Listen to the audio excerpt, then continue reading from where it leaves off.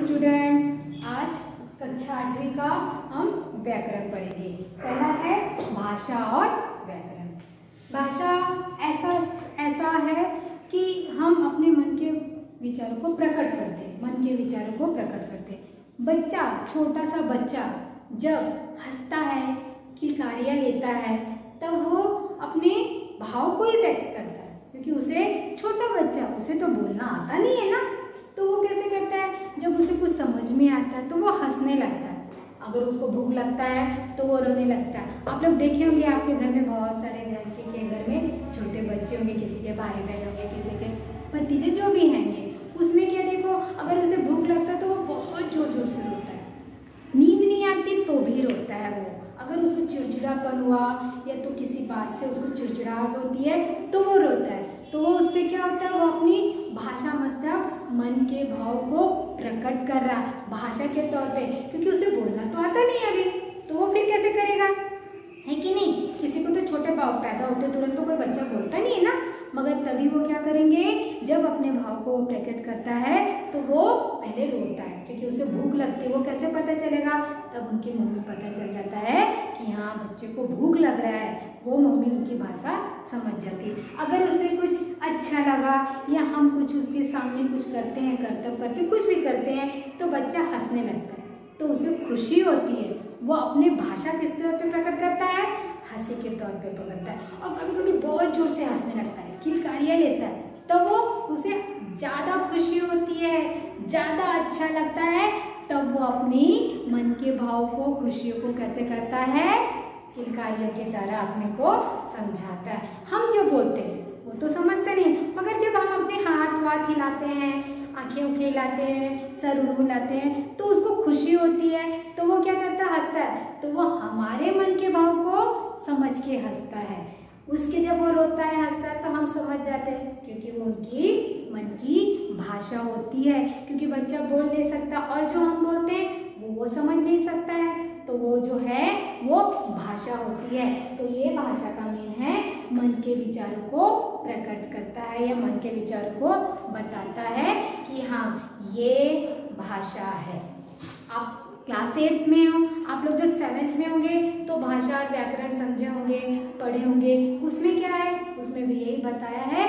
आप अपने फ्रेंड के साथ जब रहते हो या उनके भाव को, उनके मन के भाव को प्रकट करते हैं, समझते हैं, तो आपको वो समझ में आता है, क्योंकि वो उनकी भाषा आपको समझ में आ जाती है। अभी फ्रेंडशिप हो गया, 5th में, 6th में, 7th में एक बॉन्डिंग हो जाती है, मेल जोल हो जाता है, तो उनकी भाषा आपको समझ में आ जाती है। अगर किसी के घर में कुछ हुआ है तो अगर वो मुँह लटका के आ रहा है तो आप तुरंत समझ जाते हैं कुछ हुआ है क्या।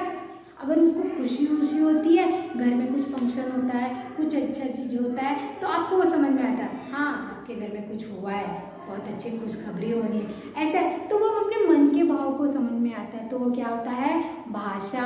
कभी कभी क्या होता है बच्चों, एक दूसरे को जब हम समझते हैं ना, तो वो भी एक भाषा होती है।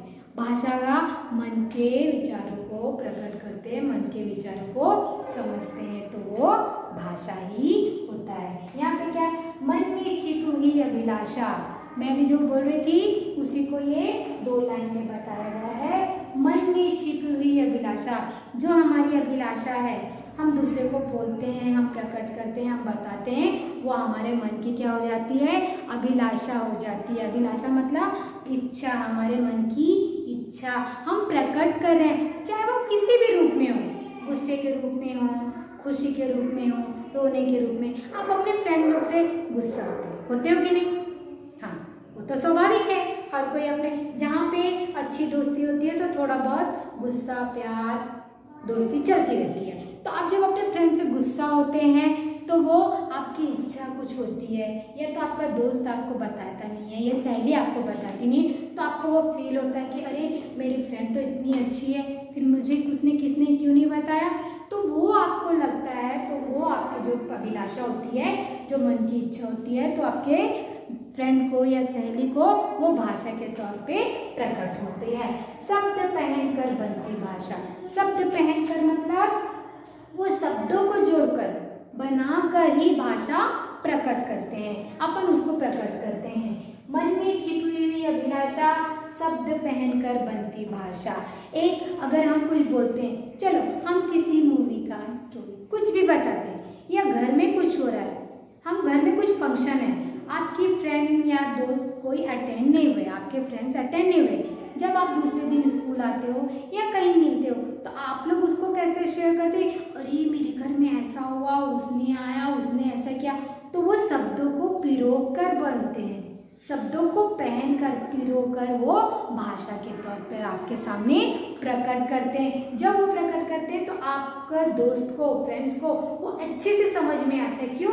क्योंकि वो आपने शब्दों को पिरोकर भाषा को अच्छी तरीके से समझाया है, अच्छी तरीके से बताया है, तो वो आपको और अच्छे से समझता है, अपने आपके भावों को, अपने मन के प्रकटों को, आपके मन के भावों को समझता है। क्यों? क्योंकि यही भाषा का ही मान है, भाषा का ही वो शब्दों को बनाकर जब बताते हैं तो आगे वाला अच्छे से समझ जाता है, अच्छे से उसको समझ पूछ के ही वो लेता है। वही बोला गया है, मन में छुई पी हुई अभिलाषा शब्द पहनकर बनती भाषा। जब भाषा को आप अच्छे से शब्दों के तौर पे पिरो के, शब्दों को ध्रुव पर परो के बताओगे तो वो भाषा क्या हो जाएगी, आप लोग उसको और अच्छे से समझा सकते हो। अगर आप लोग की भाषा, आपके फ्रेंड्स की बोली और आपकी बोली एक ही है तो वो तो और अच्छा है, और आप अच्छे से उसको समझा सकते हो, डिटेल में विस्तार से उसको समझा सकते हो, तो उससे क्या हो जाता है, अगला भी उसको अच्छे से समझ जाता है। मगर बच्चे का क्या हो जाता है, मैंने पहले ही बताया था, बच्चा अपने भाव को किस तौर पे प्रकट करता है, वेरी गुड, हंसते हुए, रोते हुए या किलकारियाँ लेते हुए, या कभी कभी क्या होता है जब उसको कुछ पेट दर्द होता है या कुछ पेन होता है, कुछ दर्द होता है, तो वो अपने हाथ पैर मारता है, अपने हाथ पैर मारता है, तो वो भी अपने मन के भाव को अपने भाषा के तौर पे पैर को मारने के उसमें प्रकट कर रहा है। प्रकट करते समय क्या होता है, जब वो बताता है, वो बोलता है, तो उसको वो समझ में आ जाता है, उसकी मम्मी को समझ में आ जाता है, हाँ इसको कुछ तकलीफ हुआ है, उसको कुछ पेन हो रहा है, कुछ दर्द हो रहा है पेट, तो वो अपने मन के भाव को भाषा के तौर पर या तो हाथ पैर मार के बताता है या तो रो के, तब उनकी मम्मी वो भाषा समझ में आ जाता है, मम्मी को उनकी भाषा समझ में आ जाती है और वो उनको कुछ भी दवाई या देती हैं, जिससे ये तो डॉक्टर के पास लेके जाते हैं, तो वो बच्चे को दर्द यह है वो ठीक होता है। तो यहीं पे है, मन में छिपी हुई अभिलाषा शब्द बनकर पिरोती है तो वो भाषा ही बनती है। तो वो करने के तौर पे आप लोग उसको भाषा के तौर पे बताते हैं। हाँ, तो यहाँ पे क्या है, भाषा को बनने और बनाने में दो तत्व होते हैं। प्रथम क्या है, मनोभाव। मनोभाव मतलब अपने मन के भाव हम किस तौर पे प्रकट करते हैं, गुस्से से, हंसी से, रोने से, उसको मनोभाव कहते हैं। और दूसरा तत्व है शब्द। हम किसी को जब गुस्सा से बोलते हैं तो बहुत गुस्सा, उसके चेहरे का हाव भाव पता चल जाता है कि ये गुस्सा हो रहा है, गुस्सा है, उसका आंखें, चेहरा तिलमिलाता हुआ है, तो वो गुस्सा प्रकट करता है। और अगर हंसते हुए, खिलखिलाते हुए, अगर कुछ हंसी मजाक है तो वो हंसते हैं, तो उसमें भी मनोभाव पता चलता है। वो भी शब्दों को पिरोके, शब्दों को बताते हुए वो शब्दों में ही पता चल जाता है कि यहाँ पे ये हंसी वाला बात है या कुछ है। अगर किसी को दुख है तो वो रोता है, तो उसमें भी मनोभाव पता चलता है। और शब्दों को जब वो रोते रोते बोलता है तो उसमें भी, शब्दों में भी उसका रोने का हो जाता है, और वो क्या होता है बच्चों, इसमें ही भी उसके मनोभाव शब्दों को ही उसमें बताया जाता है। तो यहाँ पे क्या है, भाषा को बनने और बनाने में दो तत्व होते हैं। पहला है, प्रथम है मनोभाव और दूसरा है शब्द। तो तुम वहन कर सको जन जन में मेरे विचार। शब्दों को, भाषा को अगर तुम जन जन में विचार प्रकट कर सको, अपने मन के विचार प्रकट, जन जन मतलब लोग, जगह, हर जगह जो लोग होते हैं, जगह जगह लोगों को जन जन में मेरे विचार, लोगों तक अगर मेरे जितने विचार पहुंचा सको। भाषा मेरी क्या, तुझे चाहिए अलंकार। भाषा बोल रहे क्या तुझे चाहिए, शब्द पर क्या तुझे चाहिए अलंकार। अलंकार मतलब जो सुंदर दिखता है, वो है तुम वहन कर सको जन जन में मेरे विचार। अगर मेरे विचार लोगों तक जितना हो सके लोगों तो पहुंचा पाओगे, बता पाओगे, तो भाषा मेरी क्या तुझे चाहिए अलंकार। तो भाषा को क्या अलंकार चाहिए। शब्दों को पिरोकर जो बोला जाएगा वही भाषा आप लोग तक अच्छी तरह के समझ में आता है, अच्छी तरीके से पहुंचता है, जिससे लोगों को या हम तक भी वो बातें अच्छे से प्रकट होती है और हम अच्छे से उसको बता सकते हैं। और हम अपनी बातों के द्वारा, शब्दों के द्वारा, भाषा के द्वारा भी हम उसके अपने मनोभाव को प्रकट कर सकते हैं और बोल सकते हैं, बता सकते हैं। तो अभी हम पहले अब जैसे हम कंटिन्यू कर रहे थे भाषा के दो तत्व जिसे हम प्रकट करते हैं। पहला क्या है मनोभाव और दूसरा क्या था शब्द, जिसमें अलंकार को हम भाषा के रूप में प्रकट करते हैं। तो शब्दों को अलंकार के तौर पर भाषा को प्रकट करते हैं तो सामने वाले को अच्छे से समझ में आता है और सामने वाला अच्छे से समझ सकता है। वैसे ही भाषा के भेद, भाषा के भी दो भेद होते हैं।